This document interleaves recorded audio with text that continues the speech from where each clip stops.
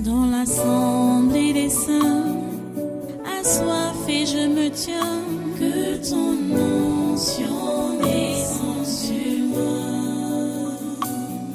Conscient que mon destin est dans le creux de ta main, que ton onction descende sur moi. Je suis disposé, assoiffé, que ton onction descende sur moi. Je suis disposé, assoiffé,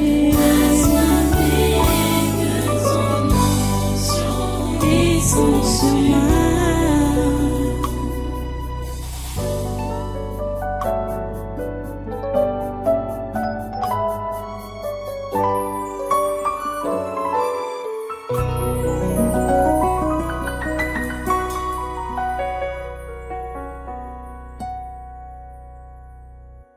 Lève-toi, assemblée. Et une fois encore, prie Dieu en le remerciant pour la terre qu'il nous a donnée. Ce monde, c'est notre monde, c'est notre terre. La terre-ci ne doit pas être polluée par les anges déchus. Ils ont déjà fait assez de mal comme ça, là. Ça suffit. Le contrat universel, là. Quand vous entendez universel, ça veut dire que le contrat est fait avec chaque pays du monde entier. Nous ne sommes pas partants. Vous savez que c'est l'humain qui doit donner, qui doit ouvrir la porte pour que ces anges déchus-là, ces démons-là, viennent et s'implantent. Nous sommes les humains et nous disons non à de tels contrats. Nous disons non. Dis non au contrat universel. Dis non. Dis non.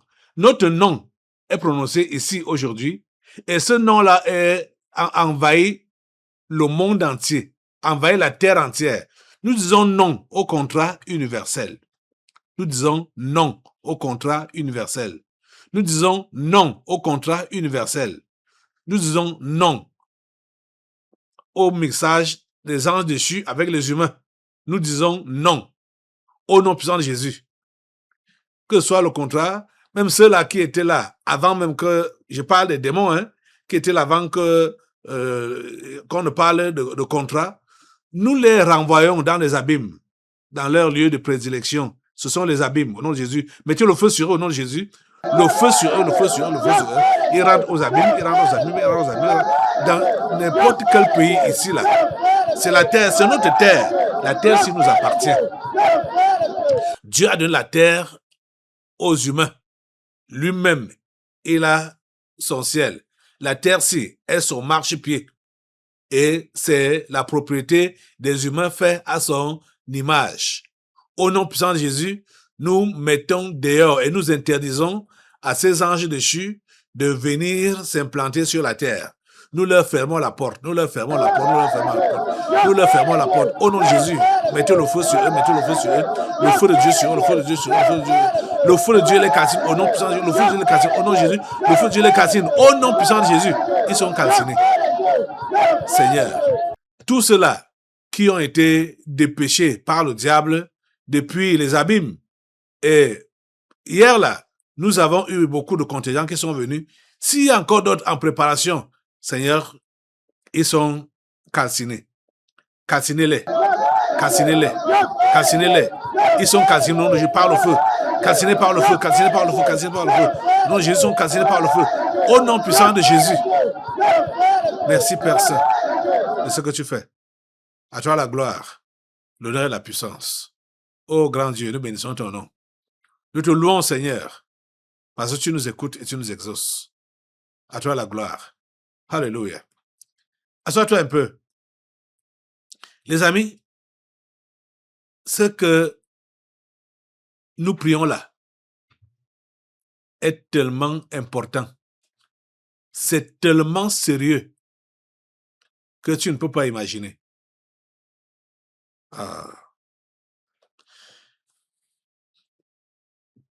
aucun pays ne sera en reste. C'est ça qu'ils ont prévu.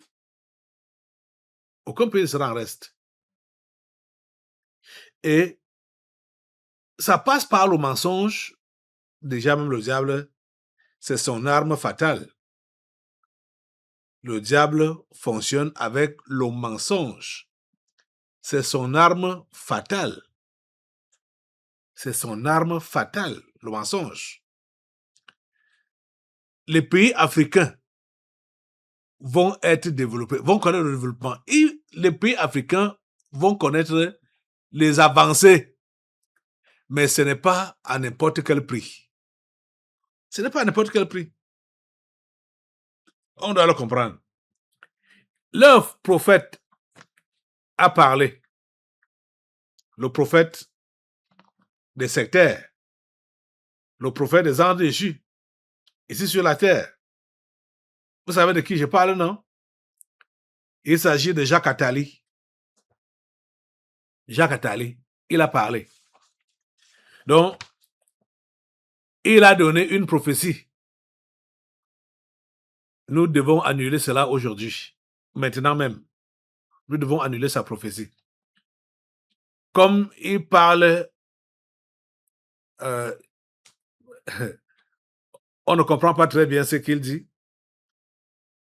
On a fait la transcription. Je vais vous lire la transcription avant de vous montrer la vidéo. Et dès que la vidéo passe, nous annulons ce qu'il a déclaré là.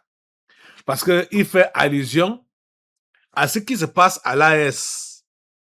Il fait allusion à ça. Hein? Et dans sa conclusion, il dit que ça doit être combattu par tous les moyens. Voilà sa conclusion. Donc, ce qui se passe à l'AS doit être combattu par tous les moyens. Même ce qui se passe ici au Cameroun. Parce que vous devez comprendre que les gens de l'AS, ils sont des militaires. Et ils ont utilisé la brutalité. C'est pour cela qu'ils connaissent aussi beaucoup de répliques brutales. Mais ici, chez nous, ça s'est passé diplomatiquement. Jusque-là, ils ont essayé d'allumer des poches de troubles au nord-ouest, au sud-ouest et à l'extrême nord. Hein? Ça ne prospère pas. Et on ne peut pas savoir, du moins, il y a même certains qui font semblant de ne pas savoir que ce qu'on a appelé là séparatistes ou Boko Haram, ici au Cameroun, ce sont les Occidentaux qui sont à l'origine et qui veulent piller le Cameroun. Et il faut qu'ils trouvent un moyen donc pour le faire. Parce que c'est quand ils ont créé des mouvements dans un pays qui s'assoient pour piller pendant que les gens sont concentrés à dire que on a des problèmes, on est en guerre civile, on est en ceci, on est en cela. Pourtant, eux, ils sont là en train d'exploiter le sous-sol de ces pays-là. Je vais vous lire maintenant donc, les propos de Jacques Attali. Il a dit, le populisme a-t-il définitivement emporté la bataille des idées? Si on définit le populisme comme le fait de s'intéresser à son peuple, de vouloir qu'il soit souverain, qu'il ait les moyens de se défendre, alors tout le monde est populiste. Si par contre, on le définit de façon plus étroite, comme pensant qu'il faut ne s'intéresser qu'à son peuple, contre l'intérêt de tous les autres, alors c'est absurde. On ne peut pas régler le problème du climat en s'enfermant dans des frontières. On ne peut pas régler le problème des pandémies en s'enfermant dans des frontières. Écoutez, je vais d'abord arrêter là. J'espère que vous comprenez comment il a d'abord défini le populisme et ce qu'il est en train de vouloir donc démontrer là. Que Le populisme, ce qui se passe donc en Afrique, il appelle ça, c'est un populisme étroit, pensant qu'il faut ne s'intéresser qu'à son peuple. Attendez, les Occidentaux s'intéressent à quel autre peuple sur cette terre des vivants? Les Occidentaux ne s'intéressent ils ont de l'intérêt pour quel autre peuple? Ce n'est que pour eux. Hein? Et quand ils ont commencé à faire les explorations et la colonisation, ils faisaient ça pourquoi? Quand ils ont même prétendu qu'ils donnent les indépendances, pourquoi est-ce qu'ils ont fait ce genre d'indépendance? C'est-à-dire en mettant leurs pions qui vont continuer à travailler pour eux. C'était vraiment des indépendances? L'Afrique n'a jamais eu de l'indépendance. Jamais. Jamais. Ouais. Et si vous me parlez, quand il dit que si par contre on le définit de façon plus étroite, c'est-à-dire le populisme, comme pensant qu'il ne faut s'intéresser qu'à son peuple, contre l'intérêt de tous les autres, alors c'est absurde. Ça n'a jamais été absurde. Si c'est donc absurde, cette absurdité-là, ce sont les Occidentaux qui l'ont démontré et qui le démontrent depuis des temps anciens. Il dit on ne peut régler le problème du climat en s'enfermant dans des frontières. Vous comprenez? Le climat, si même le climat est affecté, ce que nous on sait, d'après la Bible, le climat est affecté à cause du péché des humains. Quand il parle de réchauffement climatique, et s'il faut tenir compte de leurs analyses ici, donc l'industrialisation et tout ça là, ou la déforestation, qui est à l'origine de ça alors? Ce sont les Occidentaux. Ce sont eux. Ce sont eux qui coupent nos arbres ici pour aller utiliser chez eux. Ce sont eux qui ont des usines qui déploient, utilisent beaucoup d'énergie. Ce sont eux. Ce n'est pas les Africains. Il a dit encore que on ne peut pas régler le problème des pandémies en s'enfermant dans des frontières. Écoutez, les maladies que les Africains connaissent en ces temps-ci, les Africains n'avaient pas ces maladies-là avant. Ce sont les Occidentaux toujours qui ont déployé les maladies un peu partout. Et ce sont eux qui fabriquent encore même ces maladies dans leur laboratoire. À l'heure actuelle où nous parlons, les maladies les virus sont fabriqués dans des laboratoires par des Occidentaux. Si l'Afrique était restée indigène comme auparavant là, on n'aurait pas toutes les maladies que nous en avons aujourd'hui. J'ai suivi un documentaire qui a parlé d'un certain peuple là qui était, on les a découverts un peu tardivement, mais ces gens-là ne connaissaient pas de maladies. C'est quand les Blancs sont allés là-bas que ce sont eux qui ont apporté les maladies dans cette communauté-là.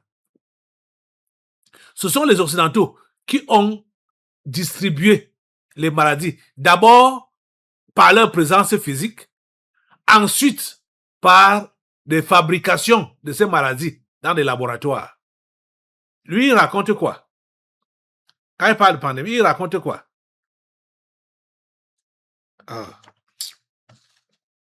Il dit, on ne peut rien régler simplement en pensant qu'on ne pourra plus rien exporter ou rien importer. C'est absurde. Les importations, les exportations. Avant que les colons ne viennent ici, les Blancs ne viennent ici en Afrique, les Africains ne vivaient-ils pas? On avait besoin de quelle matière qu'on devait importer. On avait besoin de quoi? On avait besoin de quoi? Même comme à l'époque, la plupart des Africains n'avaient pas encore des habits comme chez eux là. Le temps de les inventer ou de les fabriquer devait venir de toutes les manières. Adam a fait comment? Avec Ève. Voilà les premières créatures que Dieu a placées sur cette terre. Et ils se sont débrouillés d'abord avec les feuilles pour protéger leur nudité. C'est après que Dieu leur a montré comment il fallait fabriquer les habits avec les peaux d'animaux.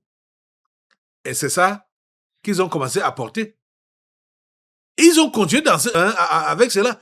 Regardez, à son époque-là, jusqu'à, on peut même compter combien de milliers d'années là.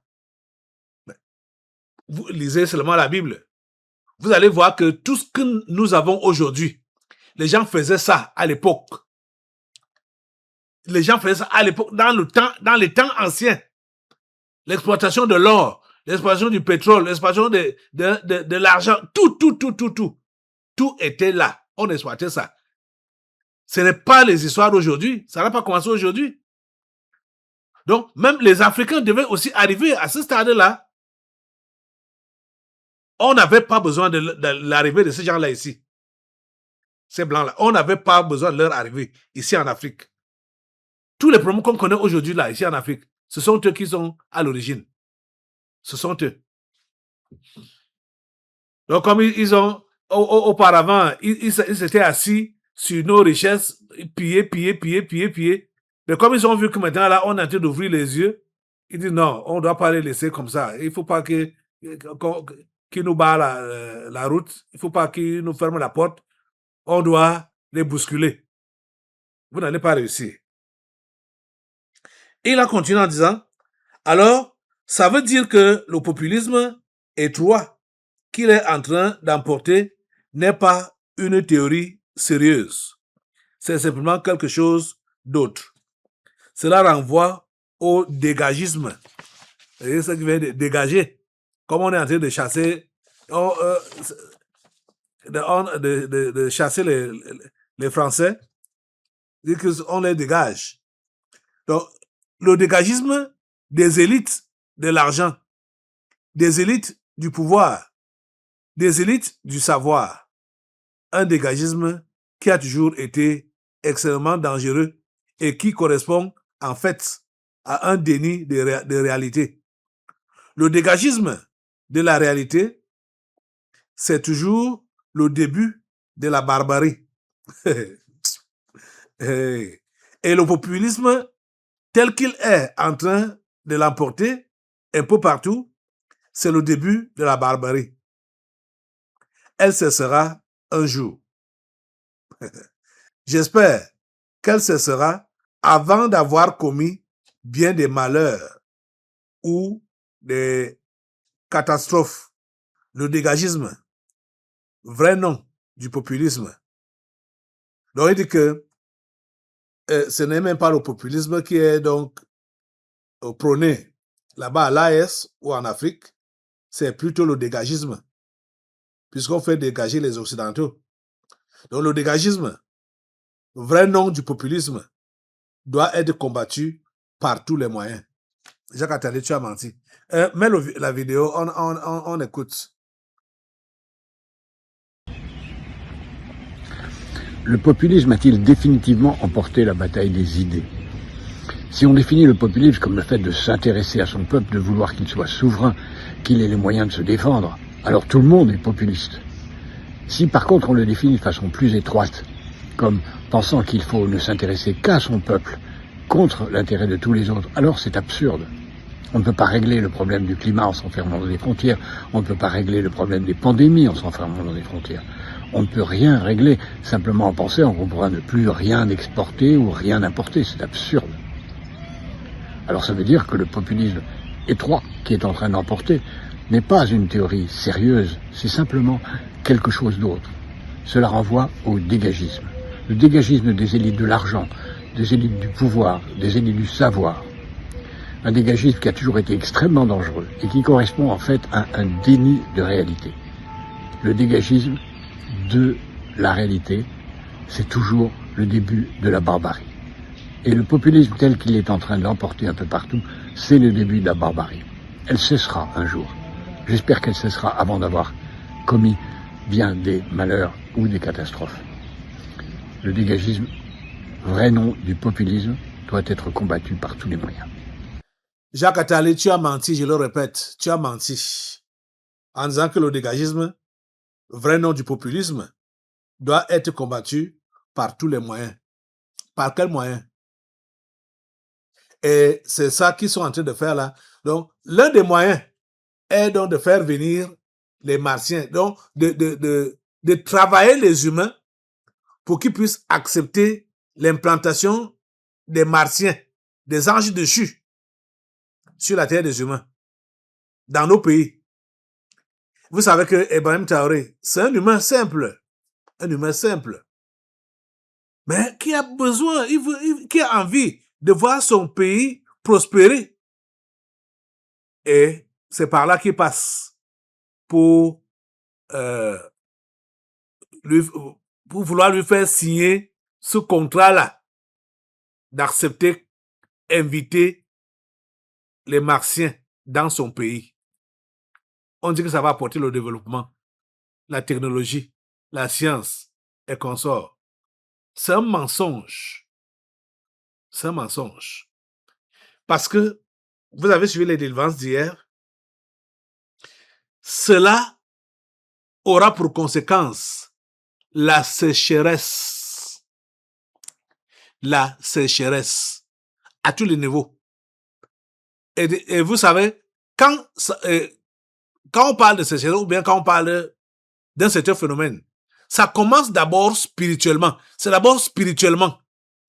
Donc, quand il y a la sécheresse spirituelle, c'est sec spirituellement là, ça veut dire qu'il n'y a plus de communion avec Dieu. Et c'est ça qui est recherché. C'est ça qui est recherché par ces gens. La sécheresse doit donc s'implanter. Donc, la communion avec Dieu, ça ne doit plus exister. Nous refusons cela. Assemblée, lève-toi. Nous refusons cela. Comme le prophète a donc parlé là. Et je vous dis que ce sont d'abord ces trois pays-là qu'il visait dans ses propos-ci. Quand il dit que le dégagisme, vrai nom du populisme, doit être combattu par tous les moyens. La prophétie de Jacques Attali annulait cela par le feu. Contre l'AS, contre le Cameroun, contre l'Afrique, annuler cela par le feu. Annuler cela par le feu au nom de Jésus. Ça doit dire que le dégagisme, vrai nom du populisme, doit être combattu par tous les moyens. Au nom de Jésus, nous annulons et nous détruisons tous ces propos.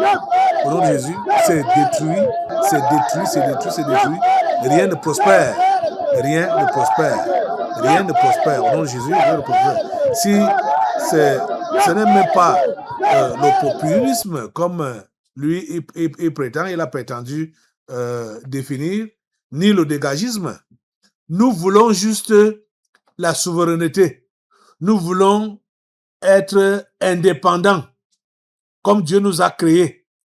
Et nous voulons nous-mêmes gérer nos choses, gérer nos populations, gérer nos richesses. Nous voulons utiliser les richesses que Dieu nous a données par nous-mêmes. On ne veut pas l'ingérence des étrangers. Nous ne voulons pas cela. S'il a appelé ça dégagisme, il faut vraiment donc qu'il dégage. Il dégage, au nom de Jésus.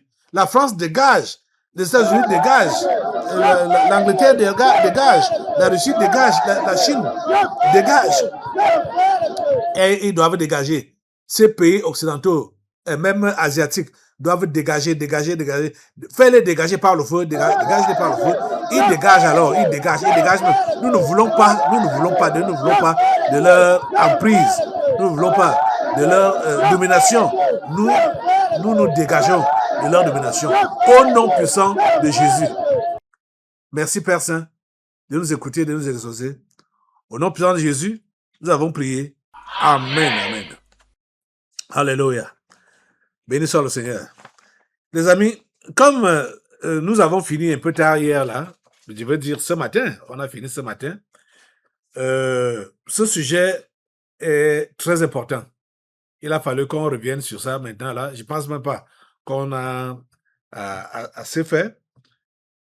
Il faut qu'on prie pour notre continent et surtout pour les pays de l'AES, surtout le Burkina Faso. Ô Seigneur, pour que les Occidentaux ne puissent pas détruire la foi des Africains. Parce que tout cela cherche la destruction de la foi. C'est ça que ça cherche. Donc, les amis, nous allons revenons encore sur le Cameroun, parce que comme c'est sur le Cameroun que Dieu compte pour le salut de toute l'Afrique et de quelques humains qui sont là-bas dans les autres parties du monde. On revient donc sur le Cameroun, sur Reste Debout, et nous allons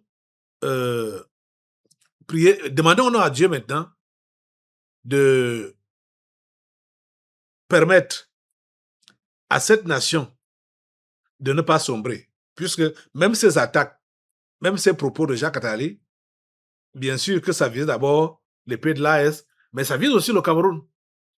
Ça vise le Cameroun. Parce que le Cameroun a fait ça. Se dégager diplomatiquement, c'est-à-dire politiquement, d'avec ces puissances occidentales.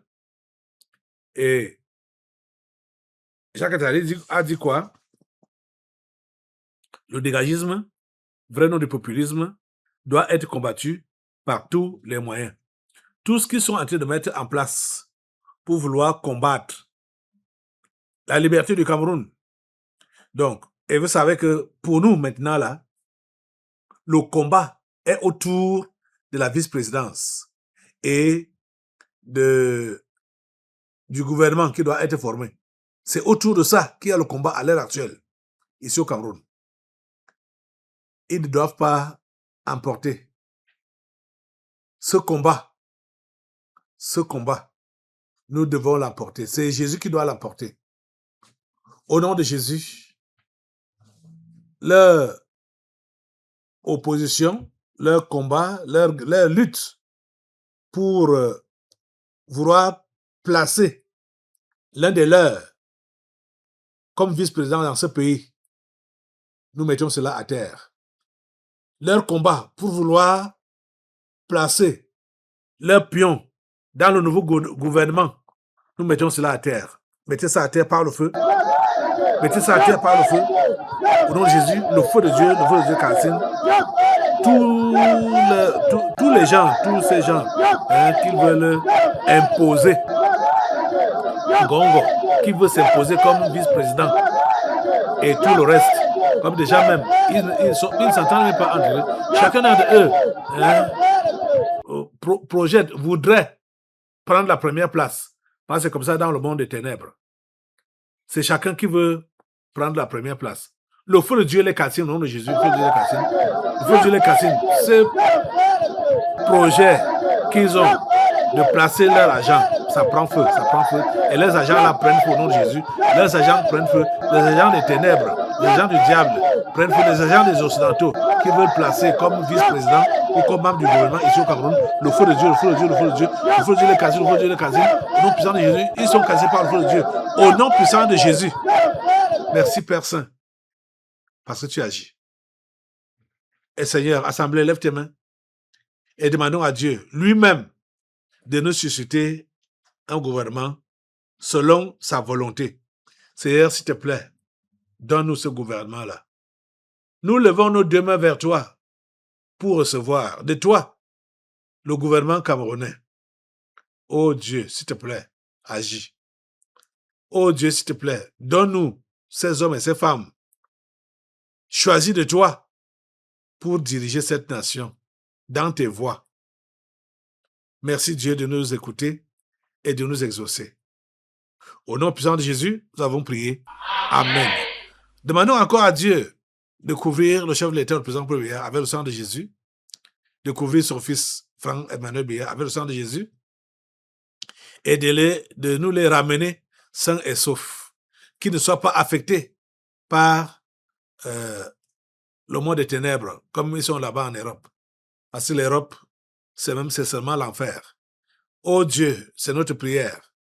Préserve notre chef d'État, préserve son fils, permet qu'il puisse nous revenir étant en forme, n'étant pas affecté par ces anges déchus qui veulent à tout prix les posséder, surtout les posséder, afin de les influencer pour qu'ils travaillent pour leur compte en rentrant au Cameroun. Nous refusons cela et nous les couvrons avec le sang de Jésus. Leur corps, leur âme, leur esprit, couverts et plongés, immergés dans le sang de Jésus. Merci Père Saint de le faire. Au nom puissant de Jésus, nous avons prié. Amen. Amen. Alléluia. Merci Seigneur. Voilà, tu restes debout et nous allons maintenant passer à la parole du jour.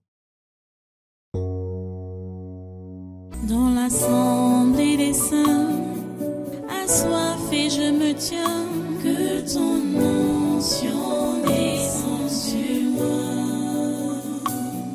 Conscient que mon destin est dans le creux de ta main, que ton onction descende sur moi. Je suis